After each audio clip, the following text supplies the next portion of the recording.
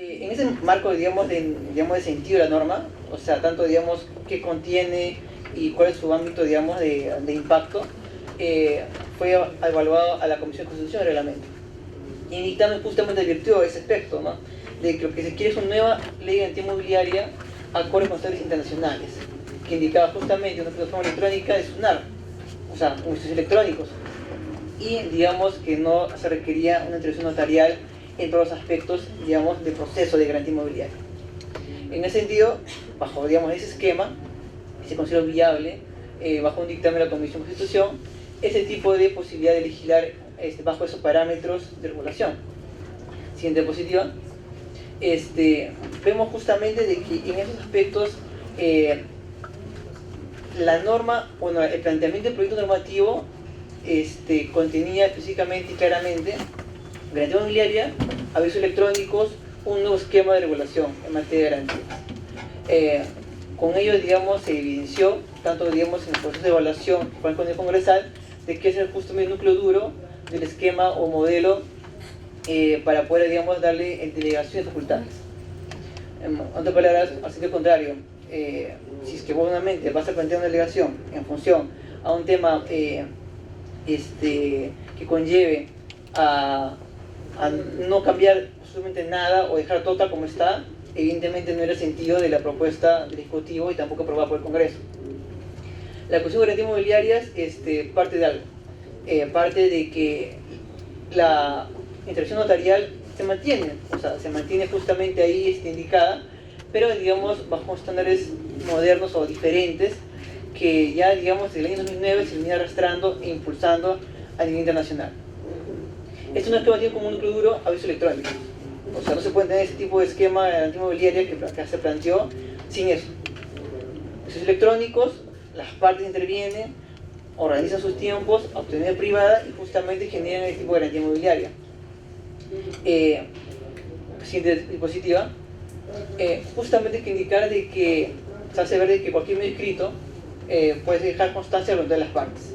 Puede ser escritura pública, puede ser firma realizada, firma digital, firma manuscrita, lo que fuere, porque justamente se pareció de que la autonomía privada de las partes fue justamente la que es el núcleo que parta para la regulación de este tipo de garantías.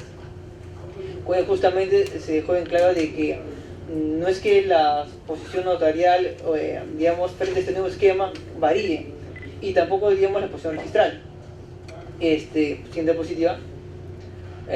Porque, la seguridad jurídica en sí no es que parta de funcionarios o de personas, no es que tenga a una persona determinada y otras no. Justo la seguridad jurídica justamente permite plantear mecanismos para poder establecer las mejores formas que el Estado puede asegurar una transacción económica sea la más fiable. En este caso, se ha justamente posibilitado los medios electrónicos, el sistema informático, el avance de tecnología, nombrado ahora como sistema informático de las inmobiliarias. Esa seguridad jurídica, por lo tanto, es una regla exclusiva de los notarios. Ya el Tribunal Constitucional estableció, por ejemplo, en formas registrales, de que lo que el Estado dice como deber garantizar cualquier medio idóneo para que permita proteger sus derechos que hay involucrados en nuestra sociedad. No se refiere a una persona determinada, sino cualquier tipo de medio que justamente asegure esa transacción. Y al menos dentro de como se ha matizado de manera electrónica, este nuevo sistema sí lo permite.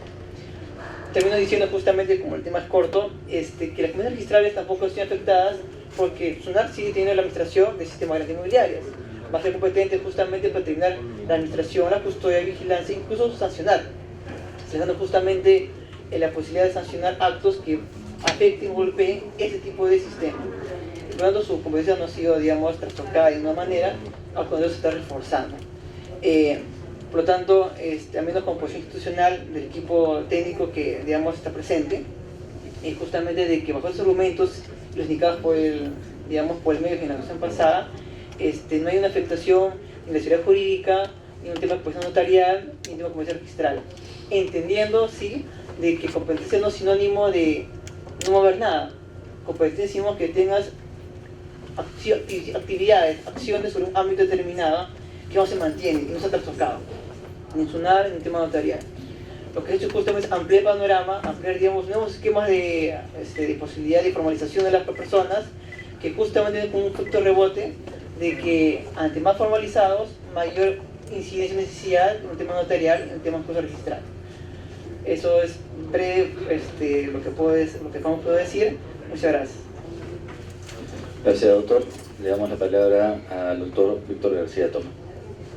Señor presidente, muy buenas tardes. Le agradezco la gentileza de invitarnos a participar en esta importante actividad y saludo también a los demás miembros de la mesa. Yo quisiera centrar mi exposición en los alcances y contenidos de la ley autoritativa 3823, que es la que permite, ¿no es cierto?, que finalmente el Poder Ejecutivo legisle, entre otras, sobre el régimen de garantías mobiliarias. Como bien sabemos, tanto la ley autoritativa, denominada ley interpuesta, como el bloque de constitucionalidad, son dos de los presupuestos que se valen de un lado el Congreso cuando hace control orgánico político, o el Poder Judicial y el Tribunal Constitucional cuando hacen control orgánico jurisdiccional, pueden determinar si una ley es o no es compatible con la Constitución. En ese ámbito, la ley autoritativa tiene tres características.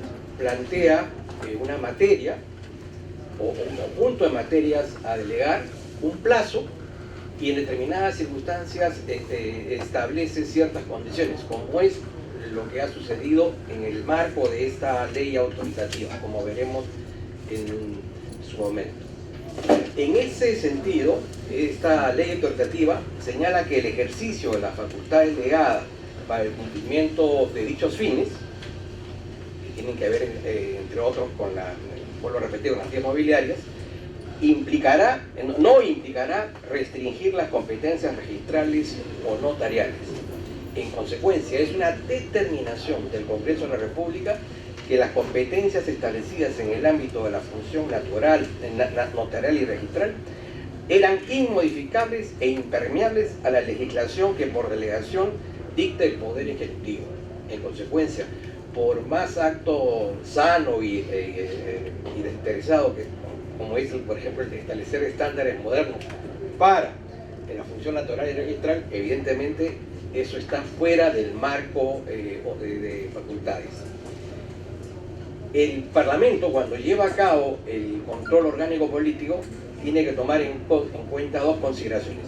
Primero, la juridicidad de la medida adoptada de cara a los alcances de la ley autoritativa, de cara a la ley interpuesta, que, como vuelvo a repetir, establece materia, plazo, pero en este caso también señala determinadas condiciones. Y en segundo lugar, el Parlamento puede establecer la conveniencia política de mantener o no la vigencia del decreto legislativo de cara a que ellos son los titulares de la competencia legislativa, y en segundo lugar, a porque se sobreentiende que el Parlamento tiene una política legislativa adoptada para sí mismo. Y eso es lo que se deja clara constancia justamente en la condición. Hay una sentencia del Tribunal Constitucional, el caso Luis Lobatón Donaire, el expediente 0042 del año 2004, en donde se establecen los presupuestos para llevar a cabo este control orgánico político. Y entonces le dice al Parlamento que tiene que llevar a cabo un control de contenido. ¿Existe o no existe compatibilidad entre los alcances de la ley autoritativa y el decreto legislativo? Y está claro, que vuelvo a repetir, más allá de las bondades, buenos deseos, ha habido un exceso, una desmesura. En segundo lugar, hay un control de evidencia, es decir, se debe buscar la compatibilidad entre los principios y valores de las normas de la Constitución.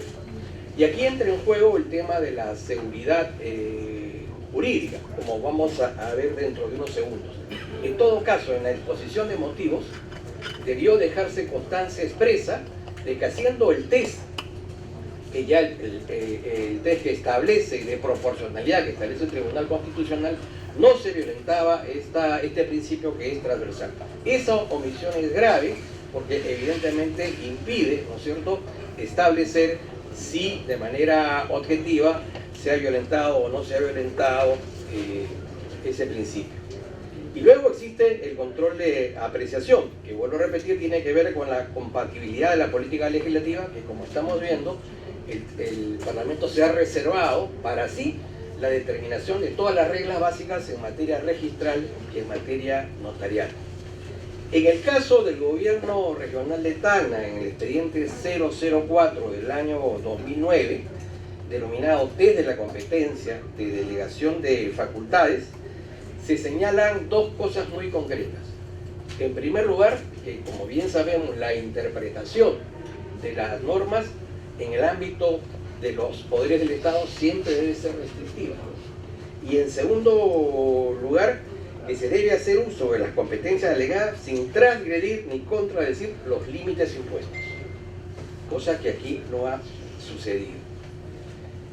Existe también, en el caso Hoja de Coca, expediente 0020 del año 2005, un proceso de inconstitucionalidad, que está referido ya no a un acto de delegación, sino de transferencia de competencias, que todavía es más grave. En ese caso, Hoja de Coca, hay un test. ¿Y qué es lo que se le exige al órgano transferido?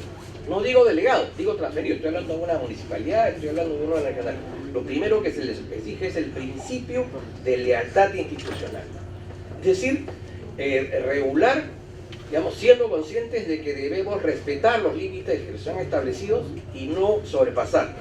Pero además se exige el cumplimiento de taxatividad y residualidad. Entonces, si en este test, que está destinado a regular las normas que son fruto de actos de transferencia de poder, con mayor razón serían aplicables en este caso, en donde simplemente hay una mera delegación y en donde el Parlamento no ha perdido en modo alguno sus facultades, sus competencias normativas. En relación al tema de la seguridad jurídica, la seguridad jurídica no es otra cosa que la certidumbre. Humberto Ávila, en un importante libro, Teoría de la Seguridad Jurídica, señala que en este caso se tienen que acreditar tres conceptos. El primero, el de conocibilidad, es decir, como una garantía de acceso al contenido y alcance de las normas. Segundo, el de confiabilidad, como una garantía de cumplimiento y estabilidad. Y aquí justamente, al alterarse las reglas vinculadas con la función notarial y con la función registral, se está alterando esa regla de estabilidad. Pero en tercer lugar, se establece la calculabilidad como garantía de determinación subjetiva y prognosis de las consecuencias jurídicas concretas en caso de cumplimiento o incumplimiento de las normas. Estas disposiciones generan una situación laxa en relación a este tipo de actividades y por consiguiente impiden tener un grado mayor de estabilidad y de seguridad que existía hasta antes de la dación de ese dispositivo.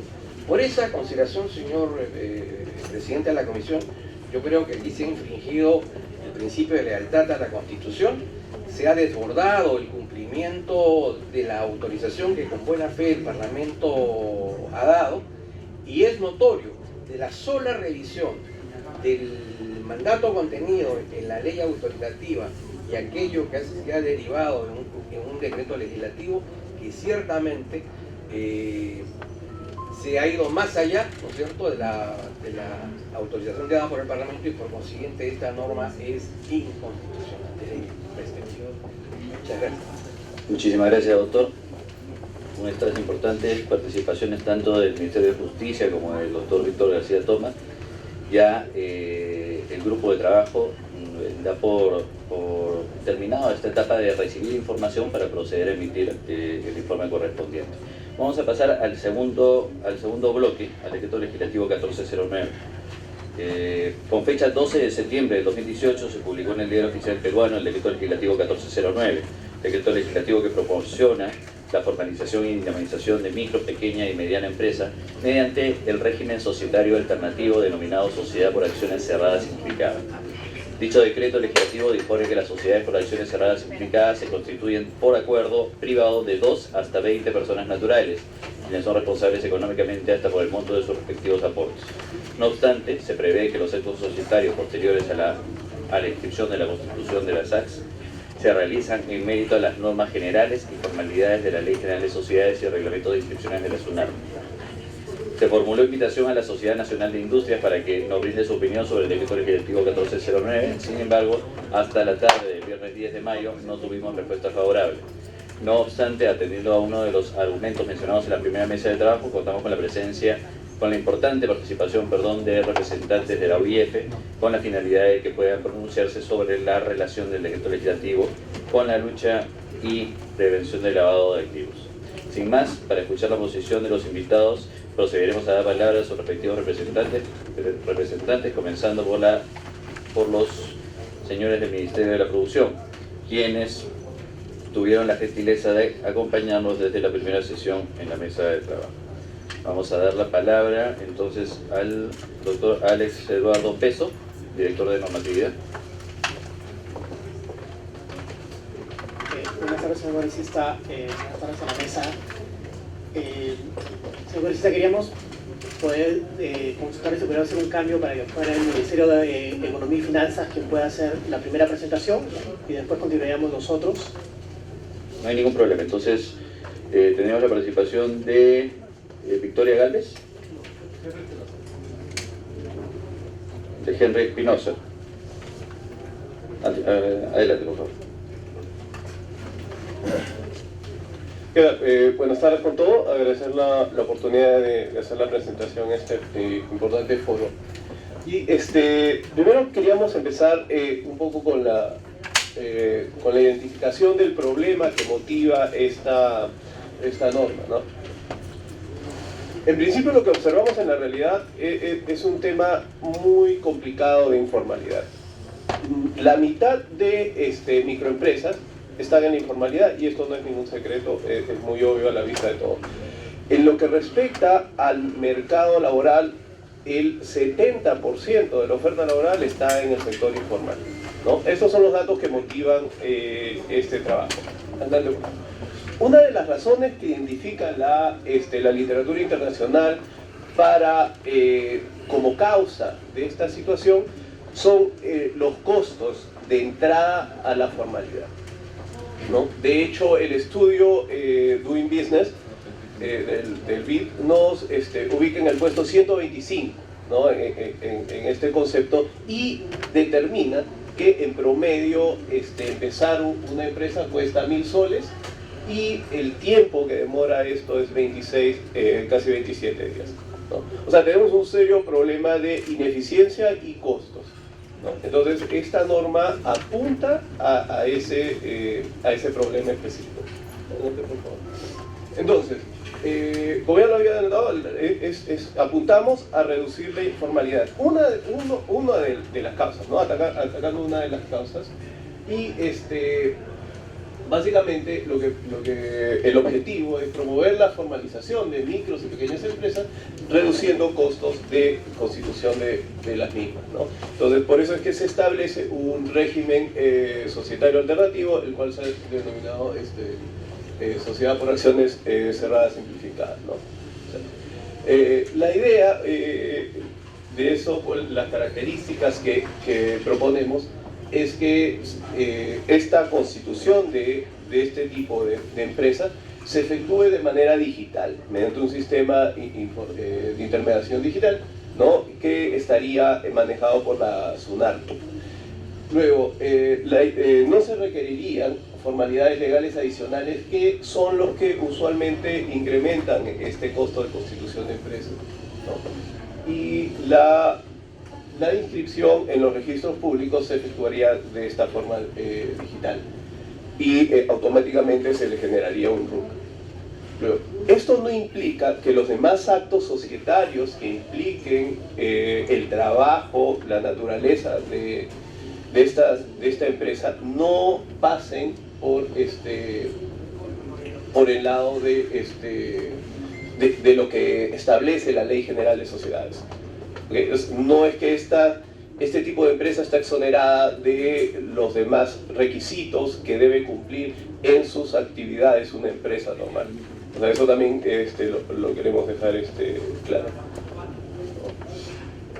no es que esto lo hayamos sacado tampoco debajo la manga, debajo de la mesa. Esto ya existe en el mundo, ¿no? Por ahí ponemos los ejemplos de Colombia, que tiene ya este tipo de sociedades, tiene como 10 años. En Chile tiene como 4 años, en México es relativamente más reciente, y en Perú en realidad estamos haciendo efectiva, ¿no? La posibilidad de constituir empresas en línea que ya estaba establecido en el año 2017, ¿no? O sea, en realidad esto es también para potenciar una función que ya estaba establecida desde hace un par de años. Entonces, ¿de dónde se sustenta esta propuesta? ¿No? Ya en la sustentación del proyecto de ley ya se había expresado que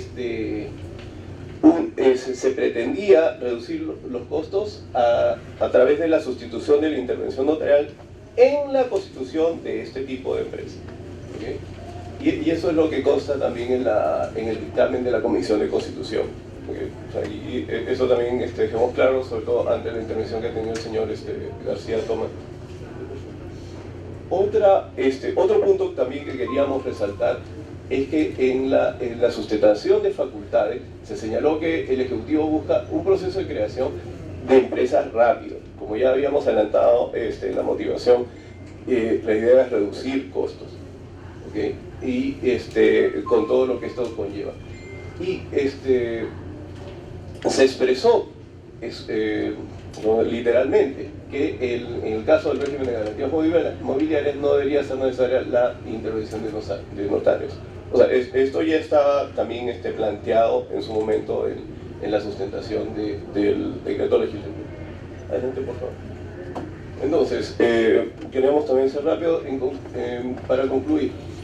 Las facultades que se otorgaron con conocimiento de que en esta propuesta SAC no se iban a incluir servicios notariales como obligatorios, ¿no? Eso se estableció, lo hemos enseñado hace un momento.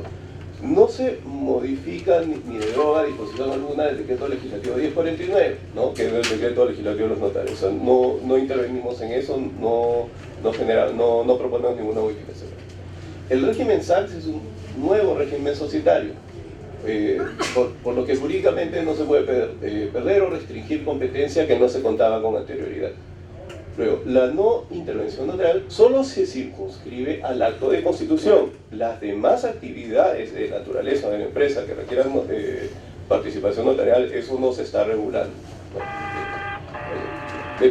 Con eso concluyo para dar más tiempo.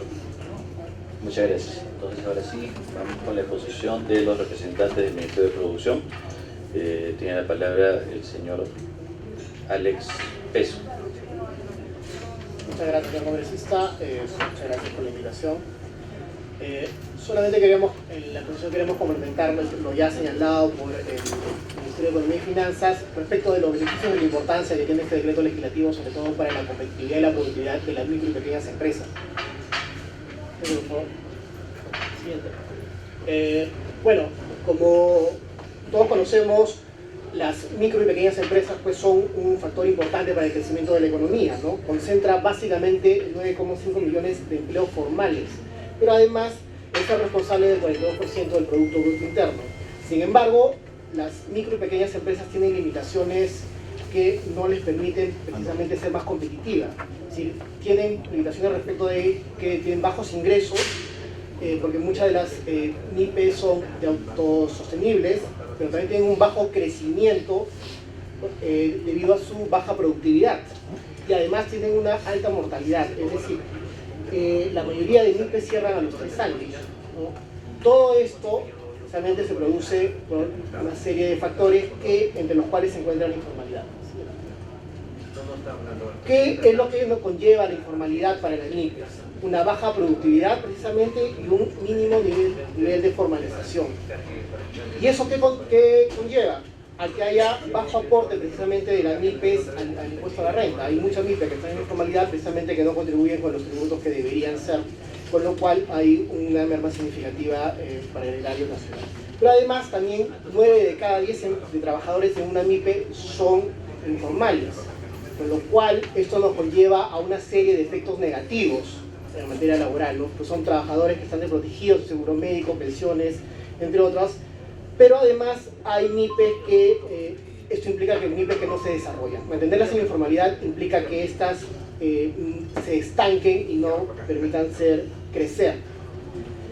Y adicionalmente a esto tenemos que hay una la baja recaudación precisamente en impuestos, lo que conlleva es precisamente no tener mayores recursos que permitan la gestión de los servicios públicos. Entonces, ¿por qué promover un instrumento que permita precisamente la formalización de la MIPE, ¿no? Una propuesta alternativa de formalización? Precisamente por la alta informalidad tributaria y laboral que ya le mencioné, y además porque lo que se ha podido advertir es que existe un limitado impacto del sistema de intermediación digital de la SUNAT. En el 2018 solo el 50% de las notarías usaron este sistema, lo cual obviamente no abonaba a la constitución rápida de estas empresas. Pero también hay altos costos de transacción que se han podido identificar en la constitución de las empresas. Por ejemplo, que el tiempo de constitución de las mismas es de 25 días, aparte de las tasas de registro que se tienen que pagar. Entonces son estos costos de transacción que precisamente se constituyen una barrera para la formalización. Siguiente. Como bien lo ha señalado el representante del Ministerio de Economía y Finanzas, esto no es una experiencia peruana, sino que ya en la experiencia internacional el modelo ha sido desarrollado. Tenemos experiencias en Colombia, Chile y México, como ya se mencionó, en donde el punto en común de todas estas legislaciones, de estas regulaciones, es que la Constitución se realiza a través de una implementación de una plataforma virtual, ¿no? Los tiempos de constitución son cortos, un día en algunos casos, y precisamente permiten la no formalización a través de una escritura pública. Y los resultados, como ustedes pueden apreciar del cuadro, son significativos, ¿no? En Colombia, por ejemplo, tiene más de 500.000 empresas formalizadas, en Chile 87.000, y en México es un caso interesante porque tienen 11 millones de empresas formalizadas en ese país. Siguiente, por favor. Esto obviamente los diferentes países no lo han tomado en consideración las recomendaciones que la OEA emitió en su oportunidad, ¿no? El Comité Jurídico Interamericano precisamente recomendó aprobar una ley modelo sobre sociedad anónima, acción de acciones simplificadas que permita esa formalización rápida de las MIPES, ¿no? Esa constitución que las permita llevar hacia una formalidad adecuada. Siguiente, por favor. ¿Cuáles las ventajas de este nuevo régimen societario respecto del actual? Bueno, que el acto de constitución, precisamente, en ambos casos, tanto en el régimen societario actual tradicional, por llamarlo de una forma, se hace por documento privado, en el régimen societario está simplificado también, pero en el régimen SACS el formulario se hace a través de un formulario electrónico firmado digitalmente por los otorgantes, con lo cual facilita, digamos, los tiempos. En el régimen societario tradicional se tiene que realizar una escritura pública. Sin embargo, en el nuevo régimen de SACS simplificado ya no se requiere esta. En cuanto a los pagos, ¿no? En el régimen tradicional subsiste el pago todavía presencial de los otorgantes. Sin embargo, en el actual régimen de SACS es un pago que se hace de manera digital, ¿no? A través de herramientas digitales, perdón.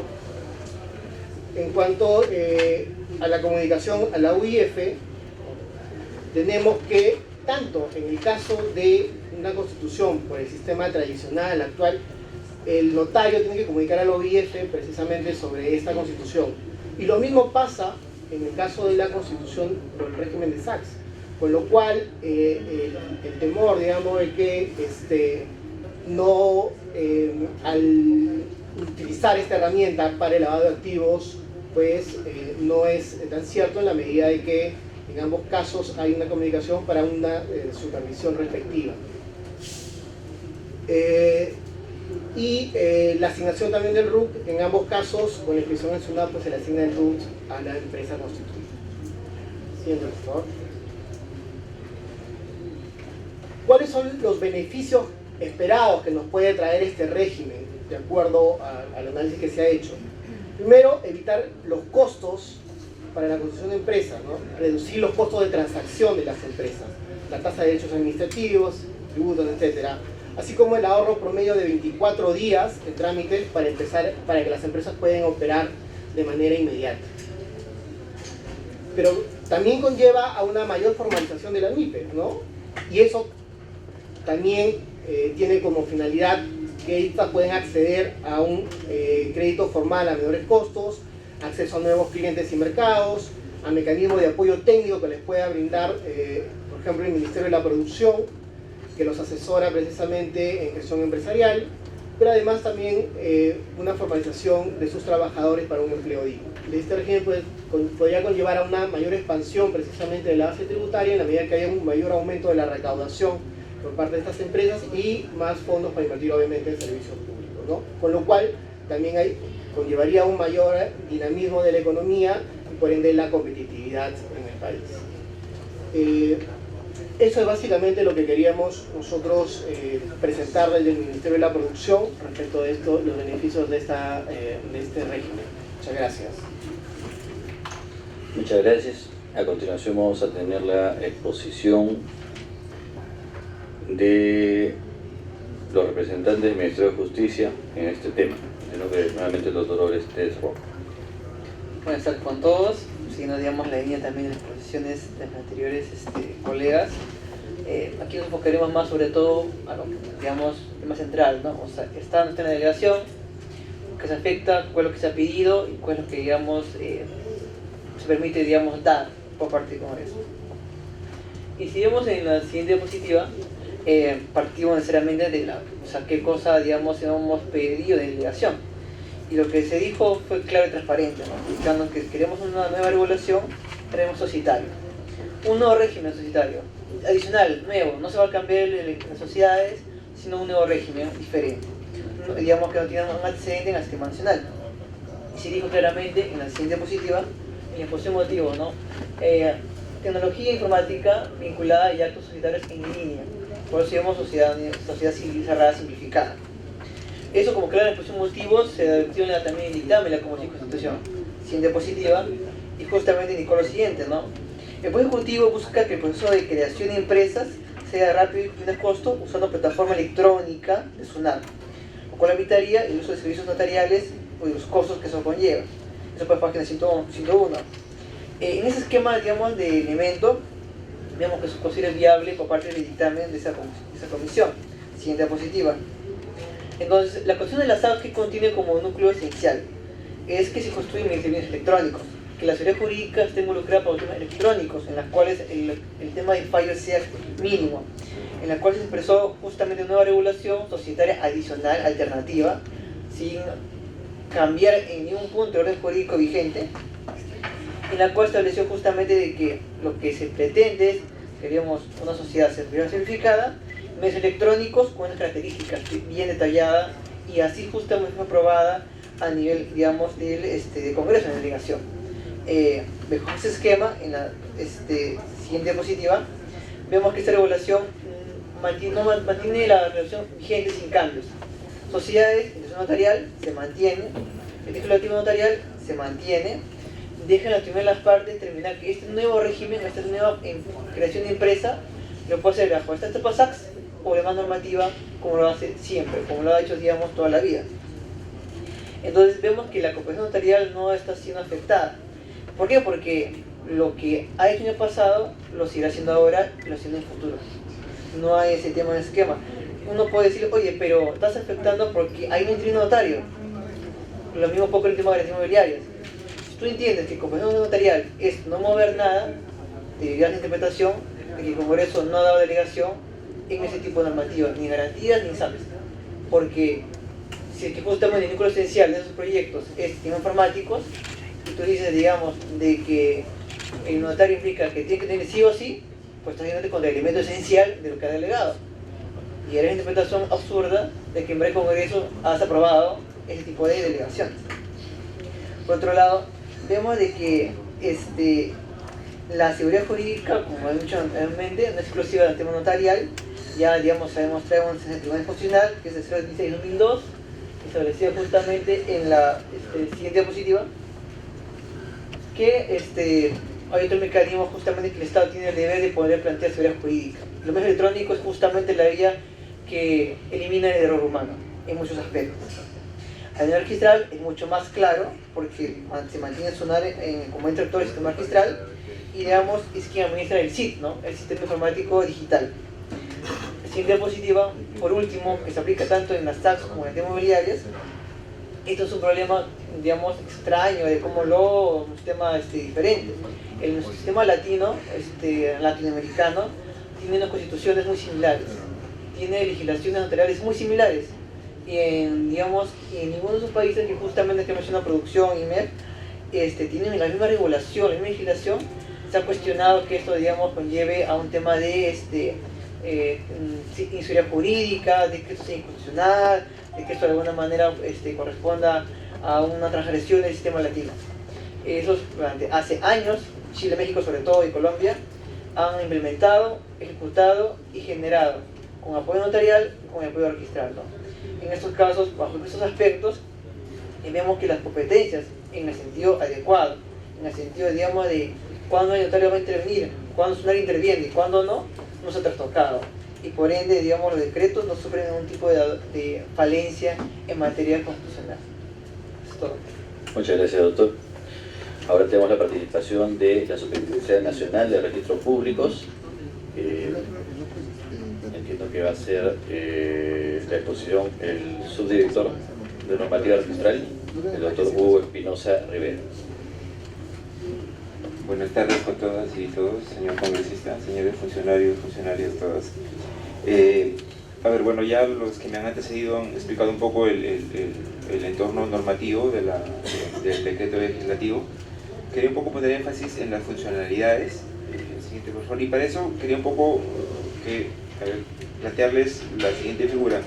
La norma lo que regula es un régimen alternativo, un régimen societario alternativo. ¿Un régimen societario alternativo a qué? Este es un régimen societario alternativo a la sociedad anónima cerrada, que en su momento, con la Ley General de Sociedades anterior, la Ley General de Sociedades del 98, también involucraba un régimen alternativo, ¿no es cierto? Porque antes existía la sociedad anónima, existía la sociedad de responsabilidad limitada. Se quería un poco impulsar las pequeñas empresas y se creó la figura de la sociedad anónima cerrada, que ha sido bastante exitosa. Solamente por darle números, por ejemplo, en el 2018 se han constituido 27.481 sociedades anónimas cerradas frente a 269 sociedades anónimas. Si vamos yendo hacia atrás, las cifras se repiten casi idénticas, ¿no? 2017, 27.383 versus 303 sociedades anónimas. Eso por un lado, respecto a un régimen alternativo, ¿respecto a qué? Y dos, respecto a cuál es la orientación de la norma. La norma tiene por orientación promover la formalización y la dinamización de las micro y pequeñas y medianas empresas. Entonces, entiendo que cuando se encargó a la SUNAT la implementación de esta norma es por la larga experiencia que tenemos conjuntamente con los señores notarios en el desarrollo tanto de productos normativos como productos informáticos que coadyuven a la formalización sin perder en ningún momento el tema de la seguridad jurídica. ¿Y por qué hago esta mención? Porque encargan a la SUNAT a que implemente esta norma bajo el sistema de intermediación digital de la SUNAT, que tan buenos resultados ha dado en el país en el tema de constitución de empresas. Dicho este marco, paso a enunciar un poco las características de este régimen alternativo. Es alternativo porque es voluntario, ¿no? La persona jurídica que quiere beneficiarse es que accede a este tipo de persona jurídica. Puede ir, si lo quisiera, a una sociedad anónima normal, puede ir a una sociedad anónima cerrada. La característica, comparándola con una sociedad anónima cerrada, que es lo que más se parece respecto al régimen existente, es que puede ser constituida solo por personas naturales, un número de 2 hasta 20 como máximo. La constitución es lo que varía respecto a la sociedad anónima cerrada, la forma de constitución, que es a su vez el título inscribible. La forma es a través de un documento privado suscrito con firma digital en el entorno del sistema de intermediación digital de la SUNAT. Repito, el entorno que tan buenos resultados nos ha dado para constituir empresas. Entonces, ya sin desarrollar las demás características que son las que han desarrollado los demás funcionarios, la siguiente por favor. Al constituir la sociedad en el módulo que la SUNAT tendría que desarrollar de constitución de personas jurídicas, lo que la norma nos hace es encomendarnos una tarea que nos permita desarrollarlo en medios seguros, ¿verdad? La manifestación de voluntad, la acreditación de los aportes que tienen que ser en efectivo, los participantes en la constitución de la sociedad, la forma como se va a acreditar el aporte del depósito bancario por el tema de la acreditación de la ley de medio de pago, la declaración que va a ir a la unidad de inteligencia financiera y además, una vez constituido, cómo es que se genera el RUC. El siguiente, por favor. En el cuadro que pueden ver en la pantalla están básicamente esos son los tiempos de implementación, ¿no? Que ya están en el reglamento, los pusimos graficar. El siguiente. Bien. Teniendo en cuenta cuál es las personas, el entorno al que está orientada la norma, al desarrollar el reglamento nos pusimos en el escenario de qué mejoras podríamos hacer a la forma como se constituyen actualmente las sociedades, además del solo hecho de que sea con firma digital en el entorno de SUNAT. Y entonces, si se fijan en el gráfico, pueden ver que actualmente una sociedad que se constituye, una sociedad anónima o sociedad anónima cerrada, tiene que efectuar varios pasos, tomar varios servicios. Uno es, por ejemplo, la búsqueda de nombre ante la SUNAT, que es para poder adoptarlo sin que sea igual a otro ya preexistente. Una vez adoptado el nombre, o una vez encontrado el nombre que se quiere adoptar, pues así es, la reserva de ese nombre, para que no lo adopte otra persona jurídica. Luego, la presentación de una minuta ante el notario, de ser el caso, ¿no? Hay sociedades que no requieren minuta. Y luego la escritura pública, con costos aproximados que sumados dan un aproximado de 500 soles, más o menos. No son costos gruesos, obviamente pueden variar. Con este nuevo modelo de constitución, el costo de constitución, usando el módulo de constitución de SACS, es aproximadamente 18.70 soles, más el costo de inscripción. Hago esta precisión porque la norma nos encomendó crear un nuevo módulo, una nueva forma de constituir un nuevo tipo de persona jurídica, y esa constitución igual se ingresa al registro de personas jurídicas de la misma manera como ingresan todos los demás títulos para su calificación e inscripción. Entonces, si se dan cuenta, la sola constitución de por sí involucra un ahorro considerable en dinero para los ciudadanos, pero además en tiempo, porque el tiempo promedio de constitución, según lo que hemos podido analizar, es 24 horas, desde que se genera el acto constitutivo hasta su inscripción. Podría ser incluso menor, pero sin embargo en el reglamento hemos tenido que contemplar el tema del aporte en efectivo, ¿no? Como el aporte tiene que ser en efectivo o en bienes no registrables, el aporte en efectivo tiene que acreditarse mediante un depósito bancario. Entonces necesitamos que haya un tiempo mayor para que el usuario interesado haga el depósito, luego ingrese en el módulo, cargue en el sistema el pago efectuado. Como les comentaba, es ahorro en el tiempo, ahorro en cuanto al dinero invertido, y además quería hacer mención lo que ya habían comentado también antes los demás funcionarios. Fíjense, esta norma se parece bastante a la norma mexicana porque es una norma que regula sociedades pequeñas en gestación. Esta norma facilita que las sociedades pequeñas se formalicen, pero luego, ya una vez formalizadas, los demás actos que generen se van a acreditar ante el registro de la misma forma como se acreditan el de las demás personas jurídicas, o sea, copias certificadas, escrituras públicas ante el notario, ¿no? Bueno,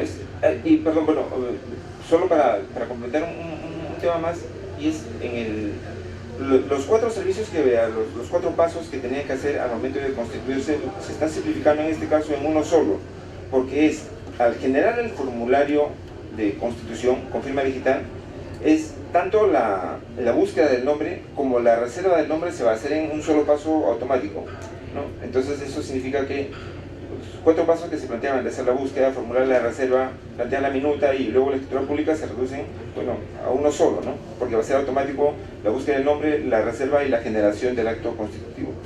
Es básicamente eso. Gracias. Muchas gracias, doctor. Si les parece, pasamos a la exposición de los representantes de la UIF. Entiendo que nos acompaña el día de hoy la intendente del Departamento de Prevención de Enlace y Cooperación, la doctora María Fernanda García Irigoyen. Muchas gracias. Bueno, nosotros con relación a lo que considera la UIF con relación a este decreto legislativo, no es tanto entrar a ver el fondo, sino el acceso que tiene que tener la UIF a información, ¿no? Ustedes saben que la Unidad de Inteligencia Financiera tiene por finalidad recibir información de los diferentes sectores de la economía, nosotros los denominamos, de acuerdo a la ley, sujetos obligados, y con esa información nosotros, luego de analizar, podemos determinar si una operación o una actividad debe ser informada al Ministerio Público. Para poder hacer ese análisis, recibimos mucha información. Entonces los notarios nos mandan, por ejemplo, información de todas las personas jurídicas que se constituyen ante ellos. Entonces nosotros estamos hablando que más o menos nos mandan 50 datos. Esta información, aparte que hace el notario de cualquier persona jurídica, implica adicionalmente un proceso que se llama conocimiento del cliente. O sea, yo tengo que conocer al cliente, ¿no? Y después de eso mando información a la Unidad de Inteligencia Financiera y también tengo que hacer un análisis de que si hay algún tipo de operación sospechosa con relación a la que se está constituyendo. O sea, el notario tiene 3 funciones: conocer al cliente, darle información a la Unidad de Inteligencia Financiera y evaluar. En caso ve algo sospechoso, reportar esta información a la Unidad de Inteligencia Financiera. Entonces, en realidad lo que necesita la UIF, como ustedes saben y como trabaja cualquier UIF a nivel internacional, es a través de bases de datos, de información, porque básicamente es un trabajo de gabinete donde yo comienzo a analizar mis bases de datos, comienzo a ver información. El problema, no quiero ni decir problema porque no quiero meterme a hablar de la norma, sino de lo que yo necesito, lo que la Unidad de Inteligencia Financiera necesita, es que la ley señala, el decreto legislativo señala que la SUNARP me va a mandar 2 cosas. Que está señalado en el artículo 12 y lo puedo leer. La SUNARP, una vez producida la inscripción de las SACs, comunica a la UIF la relación de los accionistas fundadores y el monto aportado como capital social. Esos son 2 aspectos contra los 50 que hoy en día me manda un notario, ¿no? Y aparte, tampoco ha habido conocimiento del cliente, o sea, nadie sabe quién es el cliente, como ustedes cuando van a un banco, por ejemplo, les preguntan su nombre, su apellido, dónde viven, etcétera, hasta el correo electrónico. Esa información yo no la tengo. Y por último, no hay nadie, porque la SUNARP no va a analizar esa información para ver si es sospechosa o no. Pero al final de cuentas, nosotros nos han pedido opinión con relación al reglamento, que tengo entendido que tenía que salir en enero de este año, y nosotros lo que les pedimos fue, por favor, señalen en el reglamento que nos tengan que mandar más información. O sea, esta definición de accionistas fundadores uno le puede dar mayor contenido, ¿no? Tiene que tener mayor contenido, puedo decir nombre, apellido, o sea, toda la información que ustedes reciban, que nos las manden, porque si no yo estoy perdiendo información valiosa. Y no, yo estuve revisando antes de venir un poco de legislación comparada y información como es en otros países, y por ejemplo en Colombia hasta el año 2016 representaban el 54% de las sociedades que se constituyen. Entonces ustedes se ponen a pensar que yo no reciba toda la información del 54% de las empresas que se constituyen en el Perú, es bastante peligroso. Entonces yo lo que la unidad necesita para poder funcionar bien es tener acceso a esa información, ¿no? Lo que sí es importante, por ejemplo, el artículo 9 señala que haber un título. Si la SUNARP me manda el título de esta persona jurídica, ahí tengo bastante información. Lo que pasa es que nosotros dimos algunas sugerencias de reglamento, pero no sabemos en qué ha quedado porque no nos han vuelto a pedir más opinión, ¿no? Entonces, a nosotros lo que más nos preocupa es este acceso a la información y tener en cuenta que ustedes saben que dentro de las tipologías que hay en nuestra estadística, que ustedes pueden acceder en la página web de la UIF, la tercera tipología que más se utiliza son las empresas fachada. Y una empresa fachada no importa si es chiquito o grande, lo que importa es que es una empresa fachada, ¿no? Entonces es importante que la unidad tenga el acceso a la información, y sé que esta es una crítica que también se ha hecho en Colombia, que se ha hecho en México, etc. Por ejemplo, la suerte que tiene Colombia es que ellos tienen una sociedad una superintendencia de compañías. Entonces tienes una entidad que supervisa, que supervisa al final a las personas jurídicas. Nosotros no tenemos eso. Nosotros solamente tenemos el SMB y son para aquellas que cotizan en bolsa. No tenemos una superintendencia grande de compañías como existe en Colombia, en otros países, Ecuador, etcétera, que es algo que siempre ha faltado acá. Entonces, no hay nadie que le haga una verificación posterior a estas personas jurídicas que se constituyen en el Perú, como pasa en el caso de Colombia, que son las que se les denomina SAS, ¿no? En vez de SACS. Entonces, eso es básicamente lo que nosotros queríamos mencionar. Muchas gracias. Muchas gracias, doctora. Pasemos entonces a la exposición de los representantes de la Junta de Decanos del Colegio de Notarios del Perú. Vamos a tener la palabra de su presidente doctor Mario Romero.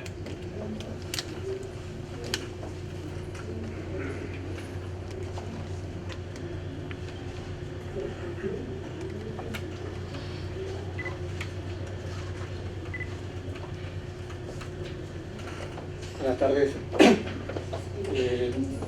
Igual que en la oportunidad anterior, agradecer la deferencia del grupo respecto de establecer argumentos con respecto a estas normas, los dos derechos legislativos, 1400 y 1409, y continuar con la exposición en esta oportunidad con el 1409. Hemos escuchado atentamente primero la parte argumentativa que justificó en su momento el establecer por parte del Ejecutivo estos requisitos legislativos. Ha sido más o menos común el argumento que tanto el Ministerio de Justicia como el MEF produce y propios registros públicos que también va estableciendo algunos mecanismos de datos importantes que es con lo primero que quiero comenzar. El sustento de ir pensando en un mecanismo que ofrezca al ciudadano, al emprendedor, mejores alternativas, hemos escuchado, son menores costos y menores tiempos. Con lo cual, igual que en la oportunidad anterior, nosotros estamos totalmente de acuerdo.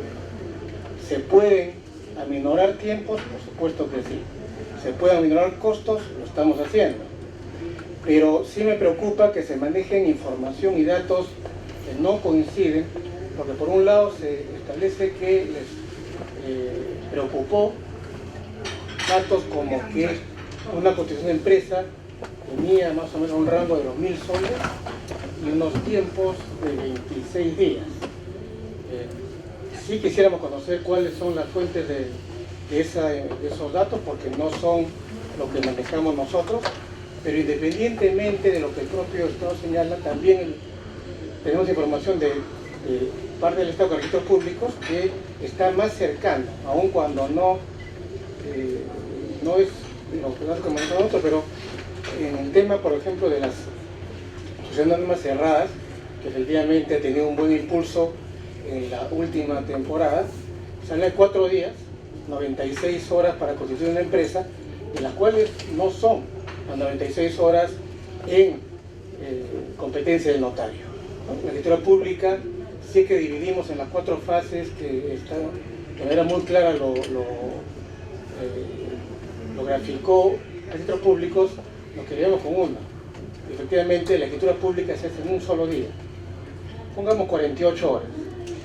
Pero entre 26 días, que es lo que se dice para justificar el hecho de que se prescinda el notario, esos 26 días seguramente estarán involucrados algunos otros aspectos, pero de ninguna manera el acto de formalización notarial, que está más cercano a lo que ha pautado registros públicos, con estos 4 días de los cuales formamos parte, pero puntualmente la formalización es en 1 o 2 días. Entonces, 26 días a 48 horas hay bastante diferencia. Y los montos que se manejan en registros públicos en promedio son 400 soles, es decir, el 40% de la cifra que ha sostenido MEF.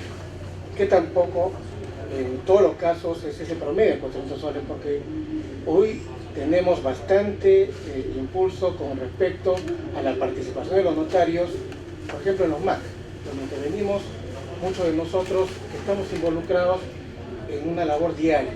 Estos centros MAC, que es mejor atención al cliente, está SUNAR, está Notarios, está Produce, está la SUNAT, y todos en la misma orientación de ofrecer al emprendedor lo mismo, menores costos y menores tiempos. El promedio del acto de formalización está entre los 120 y 150 soles. Los 400 soles, digo, es una suma un poco más cercana, pero seguramente está entendido dentro de los otros aspectos ordinarios que enviamos en esta plataforma de SUNAR en el otro caso. Eso solamente para comentar datos que entendemos, y así se ha explicado en la exposición, justifican el preocuparse, cosa que es sumamente atendible, y nosotros compartimos esa misma preocupación en encontrar mejores mecanismos que permitan al emprendedor y por lo tanto al final a nosotros como país mejoras en rendimientos, mejoras en recaudación, etcétera, todo lo que se ha mencionado. Sin embargo, pasamos por favor.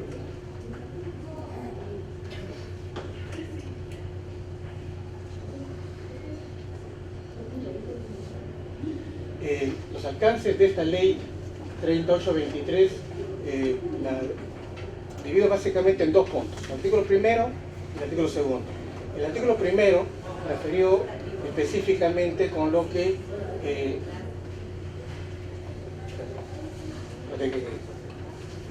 agilizar bastante. Bueno, en el artículo primero están todos los aspectos relacionados con lo que motivó la nota autoritativa de la ley, pero quería poner énfasis en lo que es el artículo segundo, que también forma parte de la misma ley. Y en este artículo segundo dice: en materia tributaria y financiera, aspecto no previsto en el artículo primero, ni referido a la nominación de la ley, pero que sin embargo es fundamental dentro del marco de la delegación de facultades.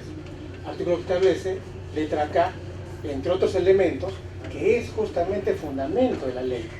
Dice textualmente: adecuar la legislación nacional a los estándares y recomendaciones internacionales emitidas por la OCDE y el Grupo de Acción Financiera Internacional, GAFI. A efectos de esta mejor práctica internacional, a lo que también hemos escuchado, preocupa muchísimo a la UIF, porque si bien tenemos estándares que nos va estableciendo el Doing Business, no es el único marcador que debe tener en cuenta el legislador para simplemente encontrar en cifras y en porcentajes una mejoría en la legislación. Nosotros somos supervisados permanentemente por GAFI, y GAFI tiene recomendaciones y tiene notas interpretativas sumamente importantes que tienen vinculación directa con la función notarial. La función notarial que está involucrada directamente en este aspecto restrictivo que nosotros en la parte constitucional va a puntualizar el doctor Samuel Laval. Pero fíjense algunas recomendaciones, porque son 40 recomendaciones y muchas notas interpretativas, pero el tiempo apremia. Dentro de la recomendación 10 es justamente la que ha referido la doctora García Irigoyen, que representa a la UIF, que ha dicho puntualmente cuál es la preocupación: que no existe dentro del marco normativo de esta norma propuesta el debido conocimiento del cliente, porque es diferente hacer un análisis preventivo a que solamente comunicar una vez que está constituida la empresa a la UIF. En primer lugar, porque no hay ese análisis previo que requiere la UIF, y en segundo lugar, porque esa información en realidad está vaciada de contenido, porque no tiene ningún tipo de análisis que sí hacemos los notarios. La recomendación 22 está específicamente relacionada con las asociaciones profesionales no financieras designadas dentro de lo que estamos los notarios. Y puntualmente esta recomendación 22, que está referida a los notarios, dice para las siguientes actividades, es decir, se está refiriendo al debido conocimiento de los clientes en varios ámbitos. Uno de ellos es para la creación, operación o administración de personas jurídicas u otras estructuras jurídicas, es decir, la constitución de empresas.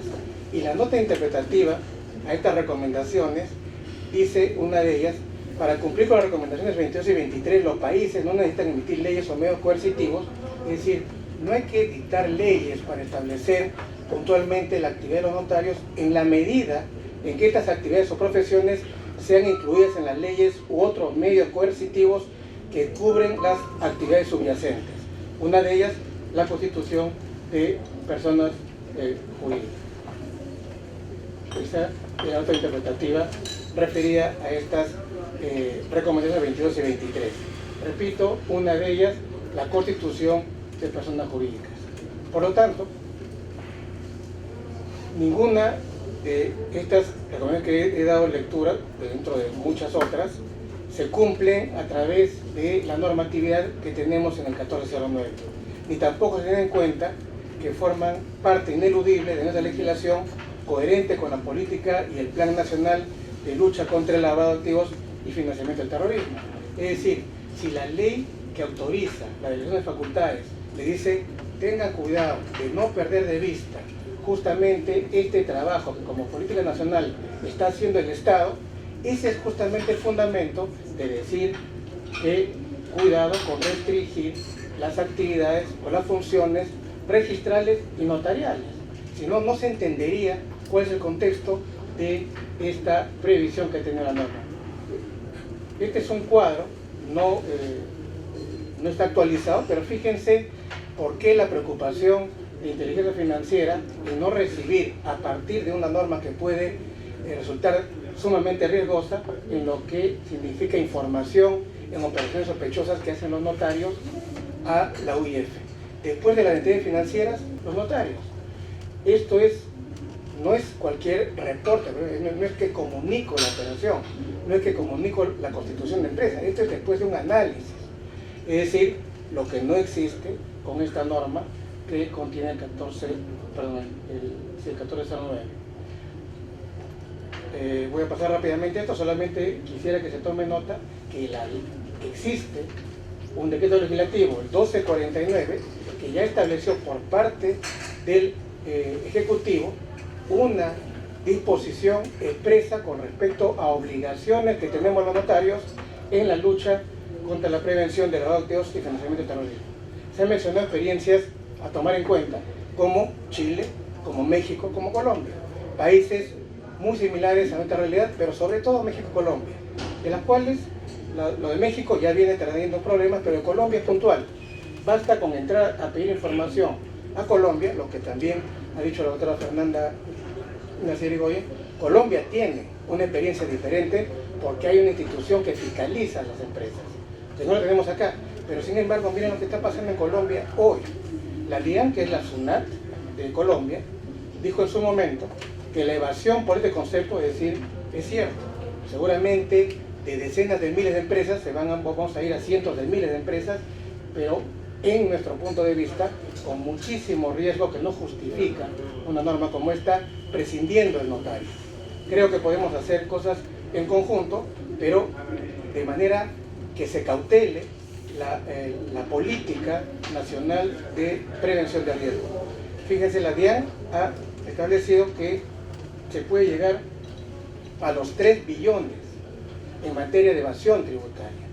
La revista Dinero, que es la más consultada en materia económica, ha hablado de cerca de 20 billones de dólares, lo que representa cerca de 3 puntos del Producto Bruto Interno, el PIB, allá en Colombia. El Fondo Monetario acaba de también evidenciar en el caso colombiano como un tema preocupante en una reciente reunión celebrada.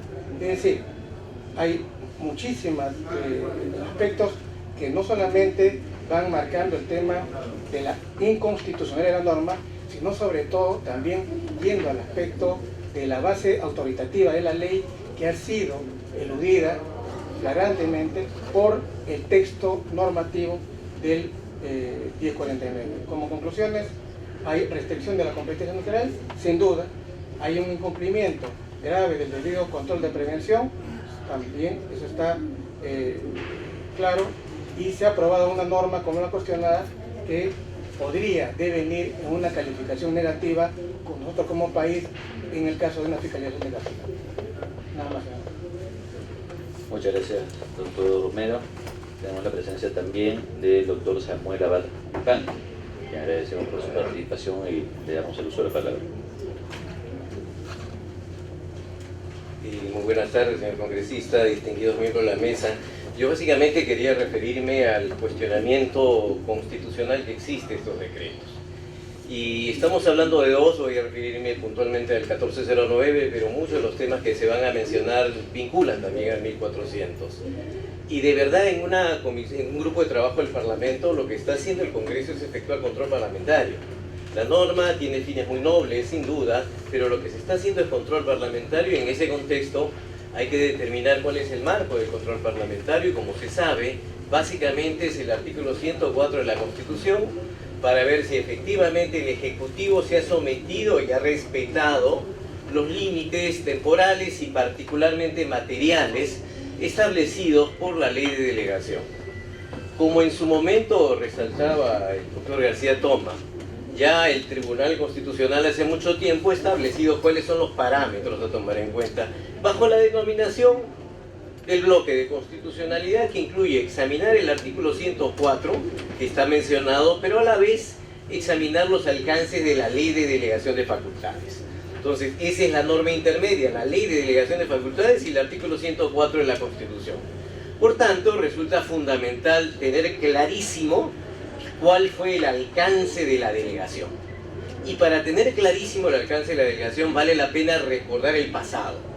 Es decir, cómo se inicia esta propuesta. Hoy día, no hay duda, la ley 30823 establece la delegación. Estos decretos se han basado en el artículo 2, numeral 2, literal C, competitividad, por cierto. Y la ley dice claramente algo que nadie discute, que la delegación tiene como límites que las disposiciones no implican la restricción de las competencias registrales y notariales. Esto está fuera de discusión, pero es interesante ver cómo se llegó a eso, para llegar a una conclusión que es la que adelantamos, que hay un exceso en la delegación de facultades. Porque esto está en la ley, pero si uno revisa el proyecto del Ejecutivo, no estaba en el proyecto del Ejecutivo. Esta limitación no estuvo en la versión original del proyecto del Ejecutivo. Es más, ahí pueden apreciar el proyecto 2791 de hace un año, de mayo del 2018, que establece sí una nueva regulación del régimen de garantía, una nueva regulación del régimen societario, pero no establece esta restricción. Vale la pena tomar nota de eso porque el Ejecutivo plantea su propuesta sin establecer esta restricción. Es más, en ese proyecto de ley de delegación de facultades, y aquí se ha mencionado, vale la pena recordar que ese proyecto de ley donde el Ejecutivo le pide facultades al Congreso, dice lo siguiente en relación al decreto legislativo 1409, hoy decreto legislativo 1409. Dice que se va a fomentar la formalización de empresas a través de un régimen simplificado, que es hoy lo que dice el decreto legislativo 1409. Y agrega algo que me parece clave. Establece la intervención del fedatario de la SUNAT que sustituirá la intervención notarial. Este argumento de la propia proyecto de delegación de facultades, que por cierto no establecía el proyecto esta limitación, planteaba muy bien, vamos a plantear una propuesta de una nueva sociedad cerrada simplificada, pero y en esa propuesta decía se va a sustituir la intervención notarial. Y ahí no había ningún problema en la propuesta, porque el proyecto del Ejecutivo no establecía el límite. ¿Quién introdujo el límite? El Congreso. El Congreso. Si uno examina o recuerda qué pasó, el dictamen de la Comisión de Constitución ya no tiene la misma versión del proyecto del Ejecutivo. Y si uno sigue escarbando en el tema, va a ver que, por ejemplo, en la sesión del Pleno del Congreso del 19 de junio del 2018, la entonces presidenta de la Comisión de Constitución, Úrsula Letona, sustentaba el dictamen, aprobado el texto sustitutorio y decía expresamente que habían cambios. Hay modificaciones realizadas al texto del proyecto de ley. Una de las modificaciones es la que van a ver ahí. En materia de gestión económica y competitividad, decía Úrsula Letona, entonces presidenta de la Comisión de Constitución, y esto es el debate que está en la página web del Congreso, el debate en el Pleno el 19 de julio, se precisa en el dictamen que el impulso y desarrollo de las MIPES deben salvaguardar las competencias notariales. Fíjense lo que dice. ¿A fin de qué?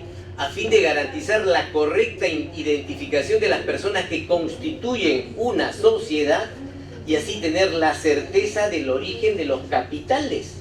Eso está sustentado por la entonces presidenta de la Comisión de Constitución muy bien. Vamos a crear una nueva forma, pero estamos agregando que hay que salvaguardar las competencias notariales. ¿Y con qué finalidad? Identificar a las personas que constituyen una sociedad y tener la certeza del origen de capitales. Esta modificación la introduce el Congreso. Establece un límite. Esto hoy día el decreto legislativo no lo respeta. Y no lo respeta porque sencillamente no toma en cuenta esta limitación introducida por el Congreso. El decreto legislativo 1049 se explicaba en el contexto de la propuesta del Ejecutivo, pero no se explica con la limitación del Congreso. Primera conclusión en consecuencia. La primera conclusión es: el Congreso aprobó un texto distinto al proyecto del Ejecutivo, para precisar que la materia de delegación no debe restringir competencias notariales, debe garantizar la correcta identificación de las personas que constituyen una sociedad y así tener la certeza del origen de los capitales. Esto, en otras palabras, significa que el Congreso quiso establecer un límite a la delegación de facultades. Un límite que no lo pedía el Ejecutivo, un límite que fue introducido por el Congreso para evitar reducir competencias notariales y registrales. En consecuencia, ese límite existe. Uno puede estar de acuerdo o en desacuerdo, pero está en la ley y lo introdujo el Congreso y lo sustentó en el Pleno del Congreso el entonces presidente de la Comisión de Constitución claramente. Ahora, solamente a manera de ejemplos, en el 1400, en el decreto legislativo 1400, se elimina la intervención, se establece que la intervención notarial para las garantías será facultativa. Antes era obligatorio. Si antes es obligatoria y ahora es facultativo, eso implica una reducción, porque antes no era facultativa, ahora es.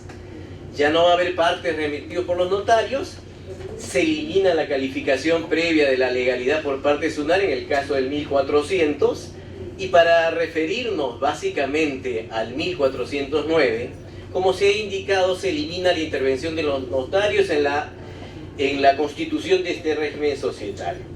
Antes todas las sociedades, todas, se constituían con la intervención del notario, ahora se crea una modalidad. Muy bien, esta modalidad de sociedades, ¿es sociedad o no es sociedad? Porque se habla de un régimen alternativo y sin duda es un régimen alternativo, pero sigue siendo una sociedad.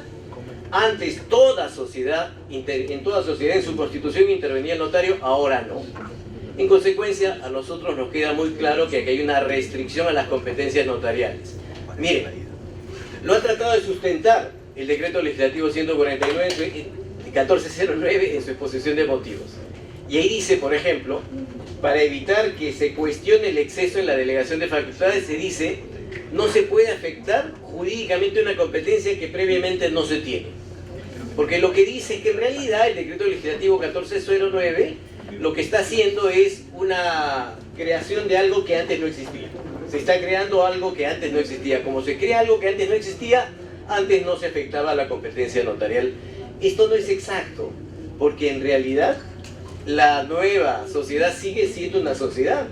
En consecuencia, si no hubiera este decreto, sencillamente toda sociedad seguiría constituyéndose con la intervención del notario. Y además, por ejemplo, esta afirmación de la exposición de motivos del decreto legislativo 1409 choca con la misma exposición de motivos cuando pide el Ejecutivo facultades. Porque en ese momento, cuando pide el Ejecutivo facultades al Congreso, reconoce que su propuesta de sociedad cerrada simplificada implica la eliminación de la intervención notarial. Lo dice expresamente, es un documento público. La intervención de Fedatario Nacional que sustituye a la intervención notarial. ¿Sustituye qué es? Eliminar. Ahora interviene SUNAT, ya no los notarios. Lo dicen ellos mismos y acá en el decreto legislativo 1409 dice que no se afecta a competencia notarial. En consecuencia hay una contradicción. La exposición de motivos del 1409 no tiene sustento. Contradice lo expuesto por el propio Ejecutivo en el proyecto de ley autorizativa que pedía facultades. Porque pedían facultades diciendo: vamos a sustituir a los notarios, y Y ahora dicen que no hay ninguna sustitución, que no hay ninguna restricción porque es una competencia nueva. No es exacto, pues lo ha reconocido el propio Ejecutivo. En síntesis, acá hay un exceso en la delegación de facultades. El Congreso quiso establecer un límite, el Ejecutivo al dictar el 1409 no lo ha respetado. Los fines pueden ser legítimos, pero hay que tomar en cuenta, y con esto acabo, que siempre hay que garantizar la seguridad. Y al margen del cuestionamiento de forma, habrá que ver y en su momento se podrá discutir, al margen del tema de forma que hemos desarrollado, es decir, hay un exceso en la delegación de facultades, lo que habría que plantearse es si además de eso, realmente han hecho una buena ponderación entre la necesidad de garantizar, eliminar costos, agilizar el tema y garantizar la seguridad jurídica, que es un tema muy interesante que sin duda implica evaluar la proporcionalidad o el test de proporcionalidad, pero aquí queríamos centrarnos básicamente en rescatar que el 1409 se excede de la delegación de facultades, conforme la propia presidenta de la Comisión de Constitución lo planteó. No hay que eliminar la intervención notarial, hay que saber quiénes intervienen en esa sociedad, y sencillamente el 1409 no lo respeta, y en el marco de esto cabe sin duda efectuar el control parlamentario. Muchas gracias. Muchas gracias, doctor. Ahora tenemos la palabra del doctor Carlos Enrique Becerra Palomino.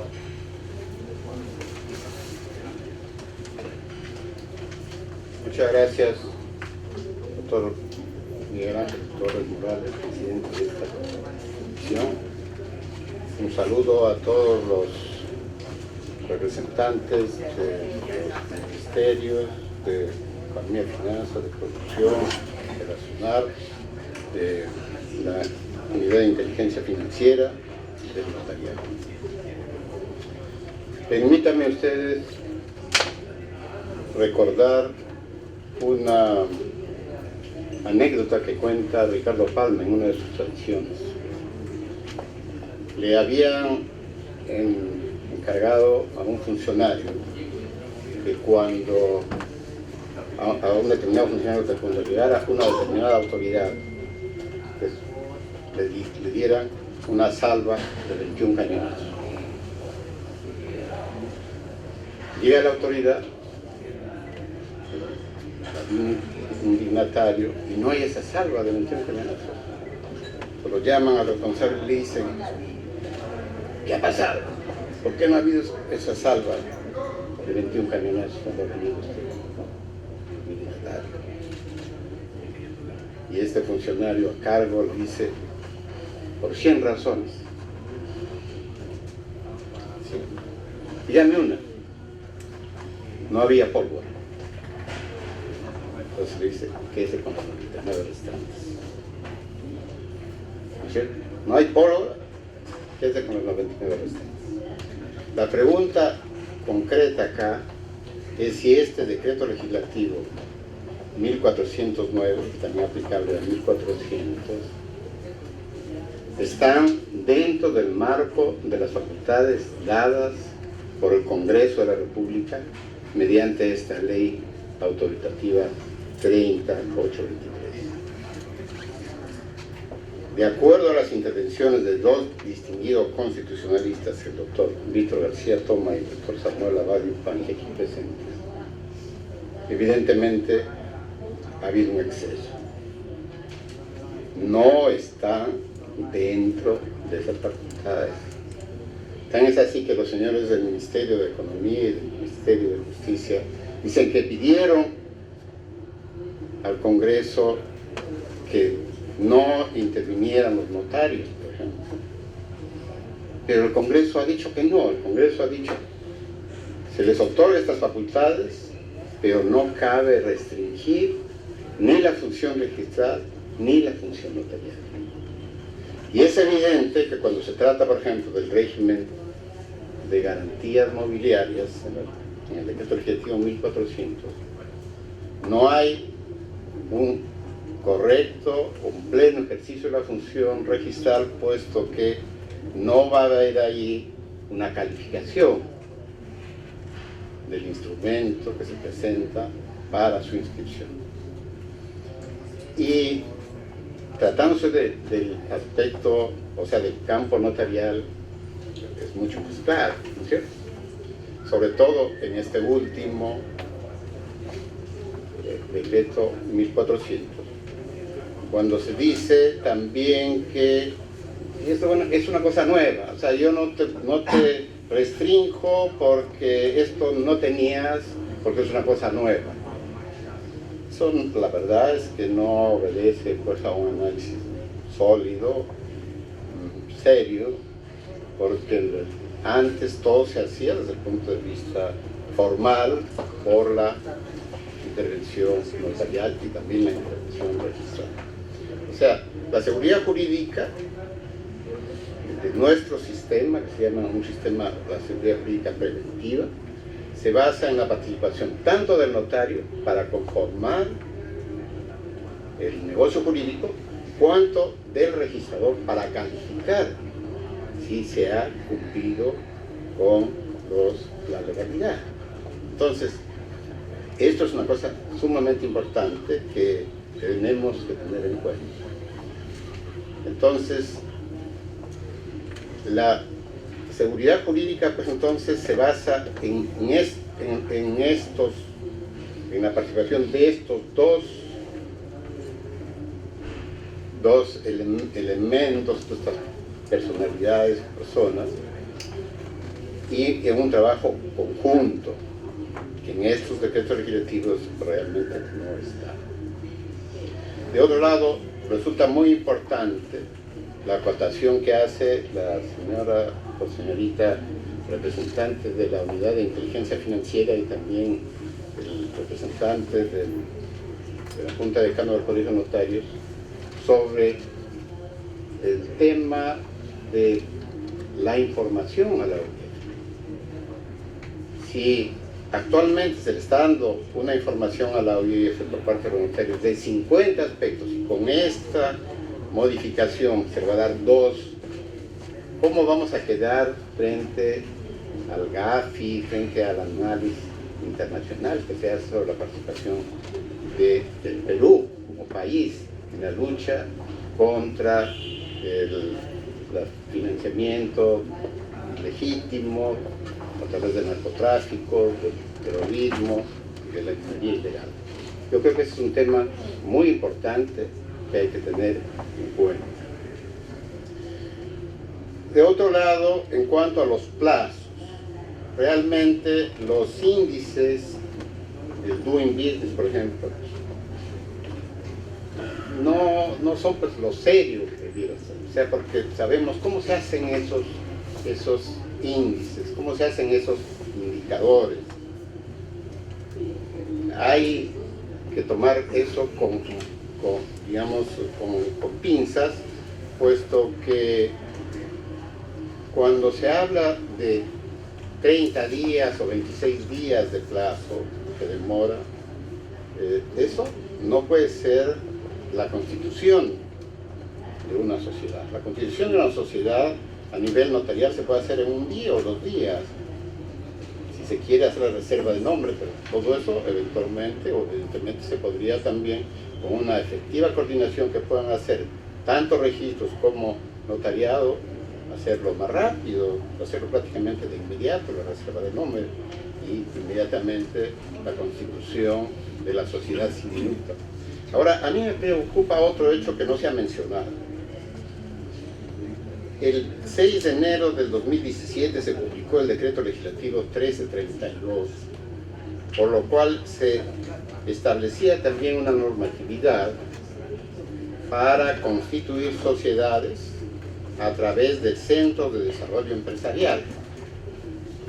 Y incluso ahí se exoneraba de derechos registrales, cosa que no se está mencionando ahora, porque ahora dice no, los costos van a ser de 500 soles, creo, ahora en promedio, y de acuerdo a la nueva situación, va a ser 18 soles que va a cobrar SUNAT. O, perdón, 18 soles más lo que cobre SUNAT de los derechos. En este decreto legislativo está exonerada la constitución de sociedades o de empresas, ¿no es cierto?, y este tiene un tiempo cortísimo. ¿Cómo en un plazo tan corto, desde enero del 2017, ya cambiamos de modelo? Tiramos a la basura esto y que queremos implementar otro modelo totalmente informal. Y se dice algo que parece interesante, pero a mí me suena un poco contradictorio, que se dice, vamos a contribuir o queremos luchar contra la informalidad, pero vamos a luchar contra la informalidad introduciendo más informalidad. No olvidemos, por ejemplo, la experiencia que se tuvo con los decretos legislativos que crearon el registro predial. Se buscaba formalizar, se buscaba registrar la propiedad en el registro, inscribir la propiedad en el registro, se creó el registro predial. ¿Cuál fue el resultado? El resultado fue que los bancos no confiaban y al final, por la cantidad que se inscribió, etcétera, etcétera, al final tuvo que suprimirse ese registro mediante la ley 27755, que tuvo que incorporar al registro de la propiedad inmueble, que era más serio. Entonces es peligroso, me parece, de otro lado, introducir elementos que contribuyan a desacreditar al registro. El registro tiene que ser una entidad confiable. Y si yo, por ejemplo, voy a construir una casa, yo tengo que poner una base sólida, ¿cierto? A nadie se le va a ocurrir construir una casa sin cimientos sólidos. Lo que puede venir después puede ser de menor fuerza, ¿cierto? Yo puedo tener un techo aligerado, etc. Pero yo no puedo tener una base aligerada. Y entonces, en el inicio de una sociedad, no se tiene ningún control, no se tiene ninguna garantía, o se tiene garantías mínimas. No quiero desacreditar a la informática, he escrito algo sobre eso, pero recuerdo una imagen que me impactó cuando en una revista, no recuerdo exactamente cuál, creo, o New York Times, no recuerdo, pero que decía que había dos perros que estaban frente a un ordenador. Y entonces uno le decía al otro, decía, no te preocupes, los que nos estamos dirigiendo no saben que somos perros. Entonces, hay que tomar con pinzas también lo de la informática. Ayer mismo, por ejemplo, recibo una comunicación por Facebook donde me dice un primo mío, ¿no? Que tiene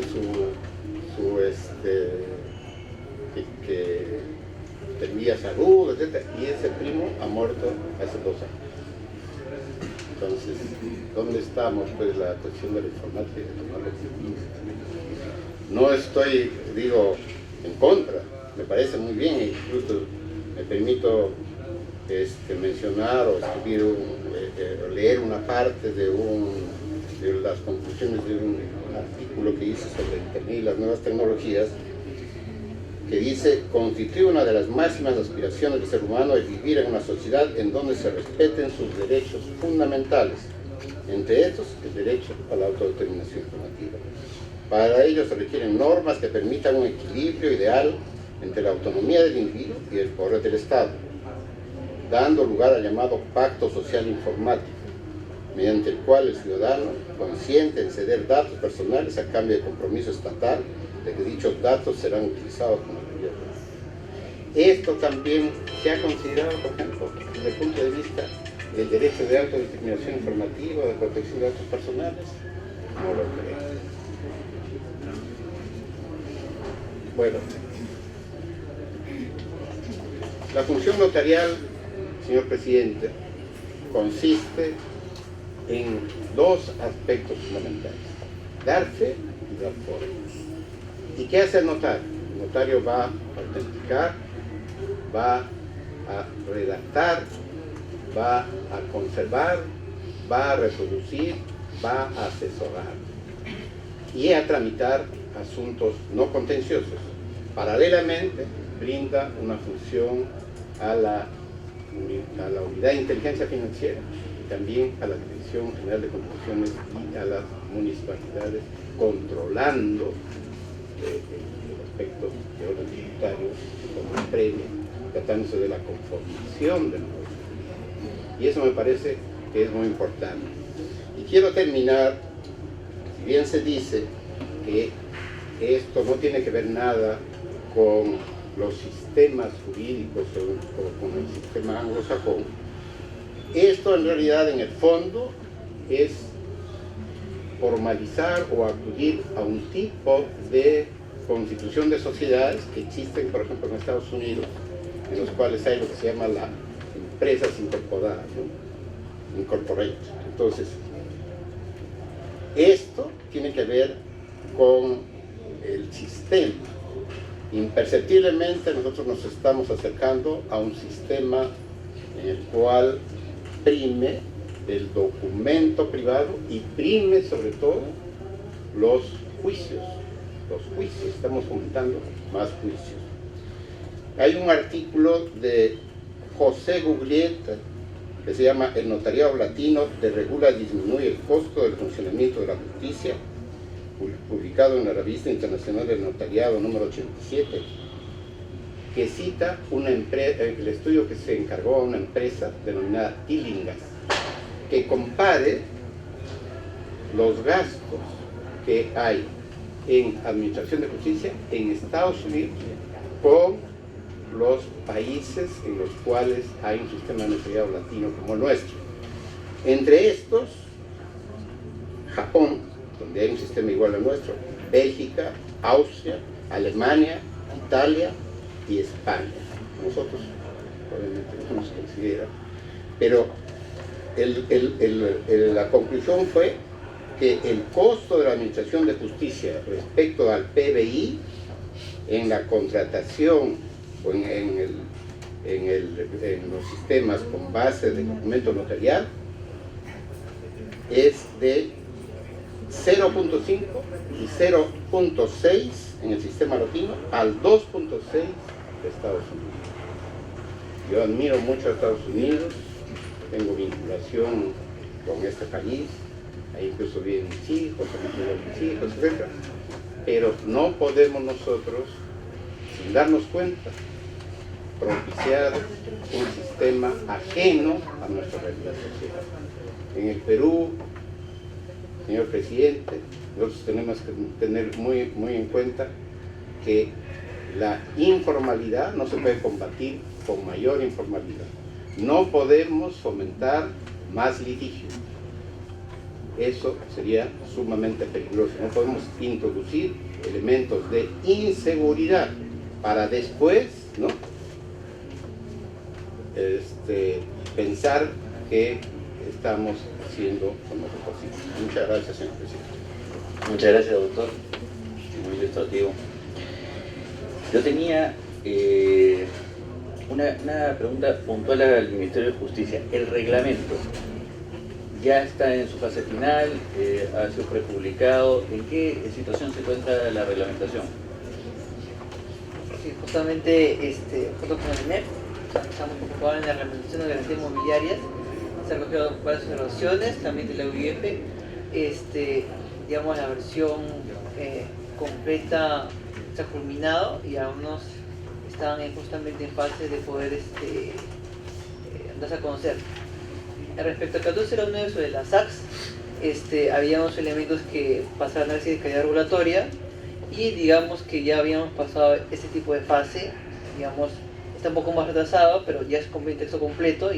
Ok, muchas gracias. Entonces entiendo que si todavía no tenemos o estamos a puertas de tener la reglamentación, y esta pregunta va dirigida a la superintendencia, la contratación, la elaboración de algún tipo de adecuación no se ha iniciado en lo absoluto todavía. Ok, muchas gracias. Bueno, quiero agradecerles por asistir, por darse el tiempo a cada uno de ustedes de permitirnos tener esta mesa de trabajo. Tengo que excusar la ausencia del congresista Alberto Oliva, que nos ha mandado una comunicación específica pidiendo disculpas por no haber podido estar el día de hoy con nosotros. No obstante, lo reitero, tal como lo hice en la primera ocasión, que el grupo de trabajo no se va a pronunciar más allá del tema constitucional de la norma. Yo quiero agradecer por el tiempo que se han dado en contarnos los motivos, las razones, los alcances de la disposición. Creo que es evidente que tiene una buena intención, una norma que busca seguramente nobles resultados. Sin embargo, debo reiterar lo que les dije en la primera oportunidad. Nosotros, y coincido con la voz autorizada del doctor Abad, nosotros no, más allá de si nos gusta o no nos gusta la norma, nosotros nos limitamos única y exclusivamente a determinar si esta norma fue dada dentro del marco constitucional o no, y eso implica los alcances de la ley autoritativa. De hecho, el único decreto legislativo que este grupo de trabajo ha recomendado su derogación completa no ha sido popular, pero no me arrepiento en lo personal de ello, porque es correcto. Porque cuando no se cumple con el marco de delegación, lo único que corresponde es evidentemente dejar sin efecto los decretos. Si ese fuera el caso, aún no tomamos nosotros una decisión, además recordemos que es una decisión colegiada, no solamente de esta persona. Si fuera ese el caso, evidentemente siempre está abierta la posibilidad de cualquier iniciativa legislativa correspondiente. Nuevamente, muchísimas gracias, sobre todo a los funcionarios, a la parte académica, por habernos ilustrado el día de hoy. Y por favor, un atento saludo al Ministro de Justicia y a su viceministro, que nos hubiera encantado tenerlos acá, sobre todo el Ministro de Justicia, que también es compañero del Parlamento y que ante el poco interés que habían mostrado en la anterior sesión pensamos que iban a venir el día de hoy. Muchísimas gracias.